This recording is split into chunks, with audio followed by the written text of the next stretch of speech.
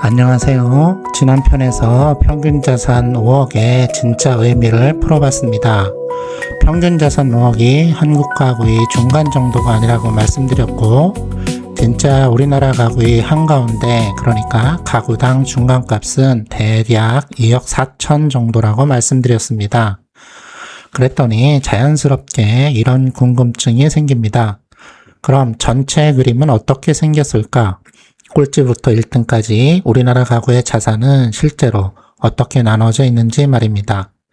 그래서 오늘은 두 가지를 보여드리려고 합니다. 하나는 우리나라 전체 가구의 자산 지도이고, 다른 하나는 그 자산의 정체가 도대체 뭔지 하는 겁니다. 결론부터 살짝 말씀드리자면 결국 부동산 이야기가 됩니다. 오늘 나오는 숫자는 통계청, 한국은행, 금융감독원이 매년 함께 조사하는 가계금융복지조사 2025년 자료, 그리고 KB부동산과 한국부동산원의 지역별 집값 자료를 참고했으니 혹시라도 정확한 숫자가 궁금하신 분들은 직접 이런 자료를 확인하시면 조금 더 정확한 숫자를 확인할 수 있을 겁니다. 그러니 오늘 나오는 숫자는 제가 만들어낸 숫자가 아니니까 안심하시고요. 다만 일부는 공개 자료를 바탕으로 한 추정치라서 약간이나 어느 정도라는 말이 자주 나올 수도 있습니다. 그러면 우리나라 가구가 대략 한 2200만 가구쯤 됩니다. 그런데 이걸 한 줄로 쭉 세우면 너무 기니까 오늘은 2200만 가구를 확 줄여서 자산 순서대로 딱 10개 층으로 나눠서 우리가 좋아하는 아파트, 이건 저만 좋아하는 건 아니죠. 다들 좋아하시죠? 그러니까 우리가 좋아하는 10층짜리 아파트에 2200만 가구를 입주시켜 보겠습니다.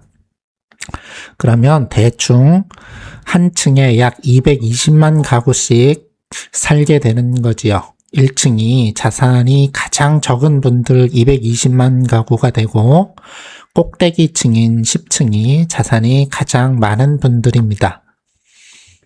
여기서 숫자는 빚을 뺀 순자산 기준입니다. 집, 예금 이런 거 다 더한 다음에 대출 같은 빚을 싹 뺀 진짜 내가 가진 내 몫이 기준입니다. 그럼 1층부터 들어가 보겠습니다. 1층은 마이너스 1900만 원입니다. 마이너스예요. 첫 번째 층 약 220만 가구의 순자산 평균이 마이너스 1900만 원이나 됩니다. 그 다음 2층은 순자산 5800만 원이네요. 한층 올라가는데 약 7700만 원 늘었습니다. 3층은 대략 1억 2천, 여긴 6200만 원 늘었고요. 4층은 대략 1억 8천, 여긴 6천만 원 늘었습니다. 5층은 2억 4천, 6천 늘었네요. 지난 편에 나왔던 딱 그 중간값입니다. 이 10층 아파트의 딱 한가운데 층이고요. 여기서는 한 층을 올라갈 때마다 대략 한 6천만 원 언저리씩 올라가는 게 보이시지요? 그리고 6층은 3억 3천, 7층은 4억 2천, 8층은 5억 4천. 5억 4천 어디서 많이 본 숫자지요? 뉴스에 나오는 평균 자산 5억은 이 10층 아파트로 따지면 대략 8층 부근에 삽니다. 평균인데 8층이에요. 9층이 6억 8천입니다. 여기서 보면 6층부터 9층까지는 한 층 올라갈 때마다 대략 한 1억 원 정도씩 순자산이 늘어나는 것을 볼 수가 있습니다. 자, 이제 마지막 10층. 이게 뭐야? 21억 7천만 원입니다. 9층에서 10층으로 한 층 올라가는데 갑자기 15억 원이 뛵니다. 이게 오늘의 첫 번째 발견입니다. 아파트는 9층까지 계단으로 올라가다가 마지막 10층으로 가는 길이 절벽입니다. 1층부터 9층까지는 한 층에 6천에서 1억 안팎씩 차근차근 올라가다가 마지막 9층에서 10층은 갑자기 숫자가 3배로 넘게 뛵니다. 여기서 얘기하는 것이 부는 자산은 골고루 퍼져 있는 게 아니라 이 꼭대기층에 다 몰려 있다는 말이 됩니다. 이것이 두 번째 발견입니다. 이 10층 한 층이 우리나라 전체 가계 순자산의 대략 46%를 가지고 있습니다. 거의 절반입니다. 그러니까 10층 한 층이 1층부터 9층까지 9개 층을 전부 합친 것과 비슷하게 맞먹는다는 이야기입니다. 그리고 지난 편에서 부자는 자산조사에서 자기 자산을 줄여서 말한다고 말씀드렸죠. 실제로 유럽 학자들이 쓰는 보전 방법을 한국에 적용해보면 10층의 몫은 절반을 조금 넘는 것으로 추정됩니다. 그러니 실제 절벽은 이 그림보다 훨씬 더 가파를 가능성이 큽니다. 지금까지 자산 평균에 대한 얘기였는데, 그럼 여기 10층에 들어가려면 얼마가 필요한지 커트라인도 한번 살펴볼게요. 같은 가계금융복지조사 기준입니다. 순자산 11억 원이면 상위 10%, 그러니까 10층 입주입니다. 16억 원이면 상위 5%, 35억 정도면 상위 1% 정도인데 전국에 약 22만 가구라고 합니다. 그리고 97억쯤 되면 상위 0.1%가 됩니다. 지난 편에 나온 KB금융 2024 한국 부자보고서 이야기 기억나시죠? 부자들한테 물었더니 적어도 100억은 있어야 부자라고 했다는 거예요. 이제 보니까 그분들이 말한 부자는 상위 0.1% 이야기였던 겁니다. 어쩐지 기준이 좀 높다 했죠. 자, 그럼 여기서 질문 하나 드립니다. 이 아파트 주민들이 가진 자산, 그 정체가 뭘까요? 현금일까요? 주식일까요? 다들 알고 계시거나 짐작하시는 것처럼 현금 주식 아니고요. 부동산입니다. 한국 가구의 자산은 오랫동안 부동산의 70%, 나머지가 30% 안팎이었습니다. 조사 방법에 따라서 부동산이 대략 70에서 75%까지 나옵니다. 살고 있는 집, 전세보증금 이런 것들이고요. 통장에 들어있는 돈이 아니라 깔고 앉아있는 움직이지 못하는 자산입니다. 통계청 국민대차대조표 기준으로 가계 순자산에서 부동산이 차지하는 비중이 약 74.6%입니다. 나라 전체로 봐도 비슷합니다. 2024년 말 기준으로 우리나라 국민 순자산, 그러니까 나라의 전 재산을 다 더하면 이경 4천조 원쯤 되는데 그 중에 약 70%가 부동산입니다. 가구만 그런 게 아니라 나라가 통째로 부동산 위에 앉아 있는 셈입니다. 그런데 최근에 재미있는 변화가 하나 생겼습니다. 2025년, 26년에 주식시장이 크게 오르면서 코스피 시가총액이 7천조 원을 넘었죠. 그래서 가계 금융자산이 빠르게 불어나고 있습니다. 아직 부동산에 관한 최신 조사 자료가 없어서 정확한 수치는 알 수 없지만 이런 주식 같은 유가증권의 급격한 상승분을 반영해서 추정해보면 2026년 6월 현재 총 자산 기준으로 부동산 비중이 약 6대4 수준까지 내려온 것으로 추정됩니다. 여기서 오해하시면 안 되는 게 부동산이 줄어든 게 아니고 주식이 커져서 부동산 비중이 내려간 겁니다. 그리고 6대4라고 해도 여전히 자산의 6할 이상이 부동산이라는 사실은 변함이 없습니다. 그 말은 곧 이런 뜻이 됩니다. 집값 지도가 곧 자산 지도다. 진짜 등고선이 있는 도로가 있는 그런 지도를 보는 건 아니고 이런 지역별 편차를 표현해 줄 좋은 단어를 찾다 보니 지도라는 말이 딱 이해하기 좋아서 지도라고 표현한 거니까 좋게 이해 부탁드립니다. 진짜 그런지 지금부터 지도를 펴고 확인해 보겠습니다.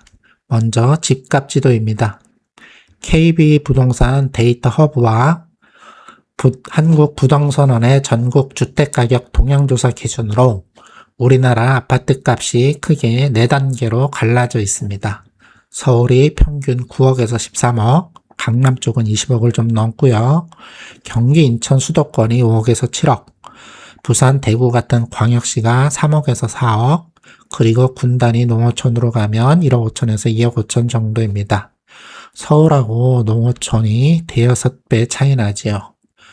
최근에 서울 아파트 평균 거래 가격이 15억이 넘었다는 뉴스가 있었는데 서울 집값이 9억에서 13억이라고 이렇게 말씀하시는 분 있을 것 같은데 이건 나중에 다시 한번 이야기하겠지만 평균의 함정입니다. 실제 자세히 들여다보면 전체 서울 주택 거래에서 15억 이상이 차지하는 비중은 그렇게 크지 않습니다. 이건 나중에 따로 다시 한번 다룰게요. 위의 금액은 평균입니다. 평균이라는 거 꼭 이해해 주세요. 그럼 이번엔 지역별 가구 자산입니다. 가계 금융복지조사 기반 자료를 보면 서울 가구의 평균 자산이 약 7억 8천으로 전국 1위입니다. 경기가 6억 1천, 광역시들이 4억 안팎, 강원 전라 쪽은 3억에서 3억 5천 정도 추정됩니다. 어떻습니까? 집값 순서와 자산 순서가 거의 그대로 겹치지요. 서울 가구와 전북 가구의 평균 자산이 약 2.4배 정도 차이가 있는데 이게 정확히 집값 차이와 비슷합니다.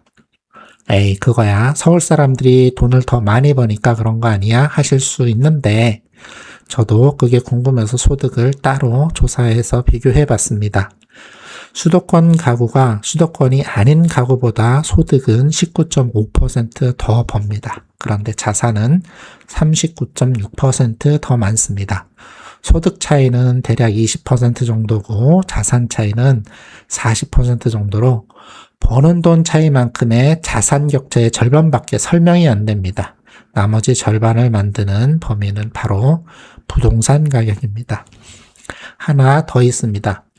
수도권에서는 우리나라 인구의 약 51%가 삽니다. 그런데 전국 가구 자산의 61%가 수도권에 몰려 있습니다.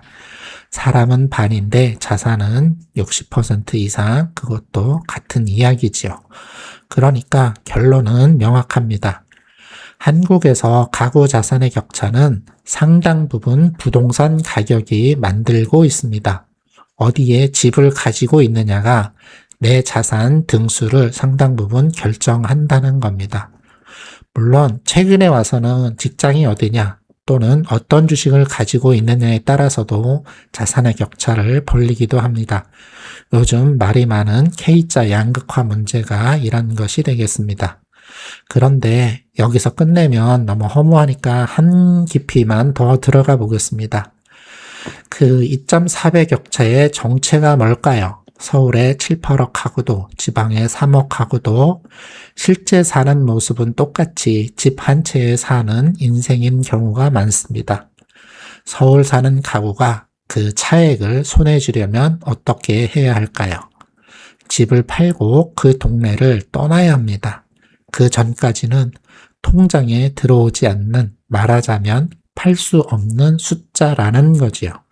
이 숫자가 진짜 돈이 되는 순간은 제 생각에는 세 가지입니다. 하나는 집을 갈아탈 때, 그 다음은 자식에게 물려줄 때, 또는 상속할 때쯤 되겠죠. 그리고 노후에 현금으로 바꿀 때, 현금으로 바꾸는 거는 주택연금 같은 것도 있을 테고 여러 가지 있겠죠. 그래서 거꾸로 이런 생각도 가능해집니다. 이 숫자에 묶일 필요가 없는 분들, 예를 들면 은퇴하셔서 직장에 매이지 않아도 되는 분들에게는 지방이 오히려 기회가 될 수 있다는 겁니다. 같은 돈이면 집 걱정 없이 살고 차액은 현금으로 불려서 노후 생활비가 되니까 물론 일자리나 병원, 교통 같은 건 꼭 따져보셔야 됩니다. 그리고 주변을 살펴보면 엄청 부자가 아닌 다음에야 서울이나 지방이나 사는 모습은 다 비슷비슷합니다. 부동산이 격차를 만든다는 사실 자체는 우리가 바꿀 수 없습니다. 하지만 그 부동산을 내 인생 어디에 둘지는 각자가 정할 수 있으니 늘 말씀드리지만 정답은 아닙니다. 참고만 해주세요. 오늘은 한국 가구 자산 분포의 진짜 모습을 봤습니다. 정리하면 이렇습니다. 우리나라 자산 분포를 보면 마지막 꼭대기 10층으로 가는 길이 절벽이고 10층 한 층이 거의 자산 절반 이상을 가지고 있고 그 자산의 정체는 대부분 부동산이라서 집값 지도가 곧 자산 지도가 된다입니다. 그리고 그 격차의 상당 부분은 아직은 팔 수 없는 숫자입니다. 다음 편에서는요, 이 자산지도 위에서 그럼 나는 도대체 몇 층에 있는 건가 내 위치를 직접 확인하는 방법을 보여드리겠습니다. 제목은 당신은 사실 상위 30%일 수 있다입니다. 의외의 결과가 나올 수도 있으니까 기대해 주세요. 오늘 이야기가 조금이라도 도움이 되셨다면 구독과 좋아요 한 번씩 꼭 눌러주시면 큰 힘이 됩니다. 그럼 다음 편에서 뵙겠습니다. 감사합니다. 꾸벅.